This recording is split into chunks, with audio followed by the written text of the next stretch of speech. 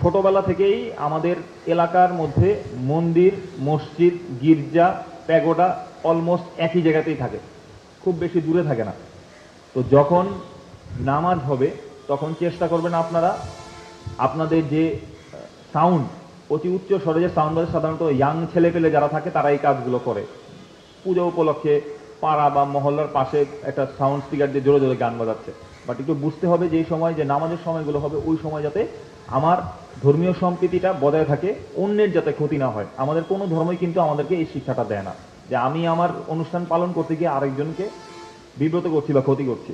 প্রত্যেকটা মহল্লায়, প্রত্যেকটা বাসায়, প্রত্যেকটা বিল্ডিংয়ে দেখা যাবে যে কিছু বয়স্ক মানুষ থাকবেন যারা অসুস্থ। উচ্চ স্বরে এমন কিছু করা যাবে না বা এমন কিছু করবো না যেটা আমার জন্য আনন্দদায়ক, অন্যের জন্য বেদনাদায়ক। তো এই জিনিসটা যাতে আমরা বজায় রাখি। ঢাকের ব্যবহার, অন্যান্য যে কার্যক্রম, সেটা ইট ইজ ওকে। শাখার ব্যবহার আপনারা যেটা করবেন সেটা কোনো সমস্যা নেই, ফাইন। বাট এই ডেস্কের এগুলো বাজানোর ব্যাপারে আপনারা একটু অবশ্যই, আমি আপনাদের সজাগ দৃষ্টি কামনা করি।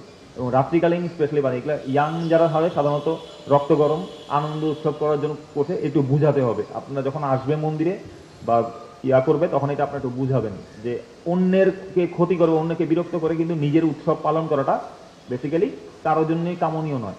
তো এই জিনিসটা যাতে আমাদেরকে বজায় থাকে।